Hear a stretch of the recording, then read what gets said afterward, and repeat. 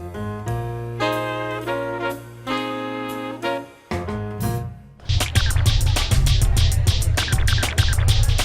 we opened about 4 years ago in Uptown, and we've been here trying to serve contemporary Indian food. Our core tenets of our menu and our approach is fresh ingredients and quality. Our servers are very knowledgeable. They'll walk them through the menu. The first thing they talk about is your spice tolerance, because there's different levels of that. Heavy vegetarian, or if you like lamb or chicken. If it's their first time eating Indian, we want it to be a great experience. The authenticity factor comes from the family recipes. If you are used to eating Indian or certain type of dishes, you will find those here. Chicken tikka, mirth makhani butter chicken. They are based on authentic recipes, but something you haven't tried before. I want everyone that leaves Marigold to say, you know what, we had a great meal, it was modern, it was fresh, it was unique, it was a different approach, and it was great food.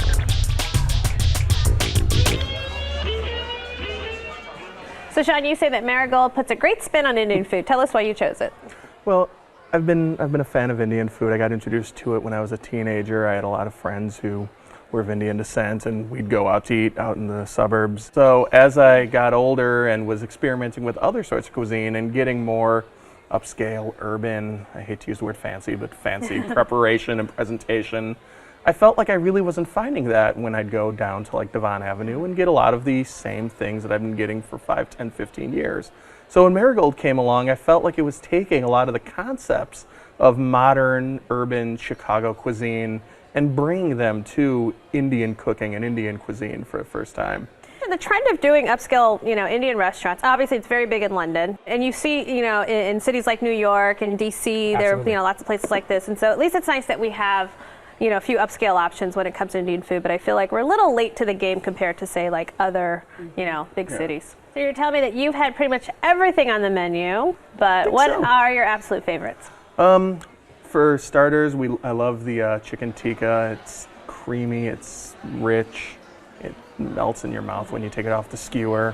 I love the lamb vindaloo. I think I love the feeling of when the heat just kind of like blows right through you, like whoosh. I like for lunch, like they have the little naan-wiches that they sell there, which I think is a great idea. It is a fun idea. Take these things, take the lamb vindaloo, take some of the tandoori chicken, and just put it in a little naan pocket.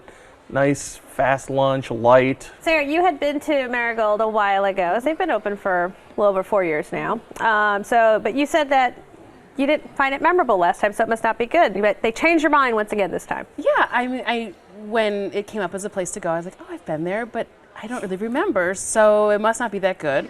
But as soon as I started eating the food, I was totally sold that it was much better than I had thought. But I was very excited by the flavors. I thought everything was plenty spicy without being overly hot. The samosas were delicious, and I feel like that would be an easy place for them to fail and to make them not delicate enough or to make them not flavorful enough, and they were really great, and everything else had a little bit of interestingness to it, which I don't think is a word, but was also just as flavorful and spicy as I wanted it to be. It was very good, and I think we'll go back again now that I've been there a second time. So glad you got converted. I did get converted, I think. Michael, you a big fan of Indian food? So I am. So the challenging part about Indian food is, of my friends, I'm the most aggressive eater, and the hard thing was when I brought this up to people, I'm like, I need people to come with me. It's going to be on check, please. We know it's got to be a great restaurant, And literally, of 8 people, it whittled down to a group of 3 or 4 of us. Now, why is that, do you think? I think people are scared of big flavored food. I think people are scared of things that aren't in their usual palate. But literally, 1 billion people a day are eating this. It has to be good. And they're still alive. Exactly, and they're loving it. They're loving it, Thriving. Growing up in Evanston, being so close to Devon, we had Indian food since I can remember going out to eat. And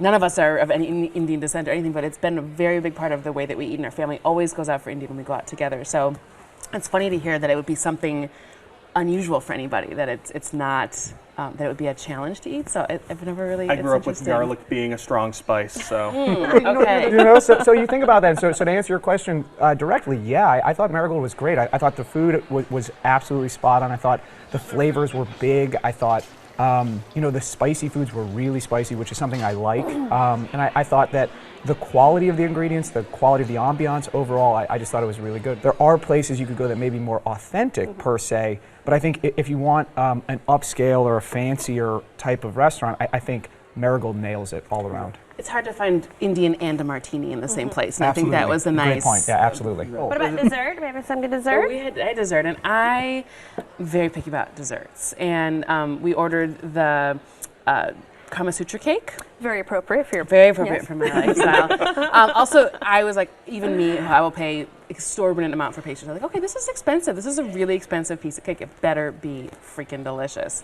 And it was basically just fudgy, lovely goodness. It was really good. The other dessert we got, which was their ice cream, was a little too hard. It did not, you couldn't eat it. I felt like I had to pick it up with my hands and suck on it, which is not appropriate, but I think it was just too hard. But besides that, the flavor was good, so.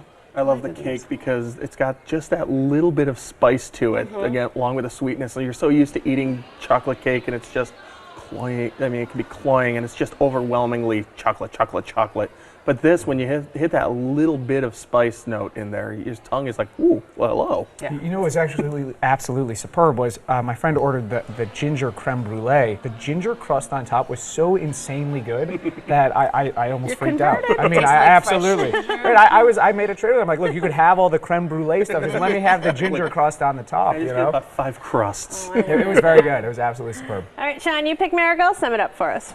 It is Indian food in a hip urban environment that will just blow you away. All right, Michael. Make new friends that eat Indian food and take them with you to Marigold because it's worth going to. It's that good.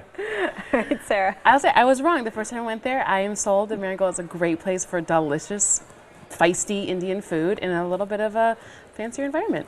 All right, well, you can try the tandoori and more at Marigold, 4832 North Broadway, 773-293-4653. They're open for dinner Tuesday through Sunday. Reservations are accepted, and the average tab per person without drinks is $25.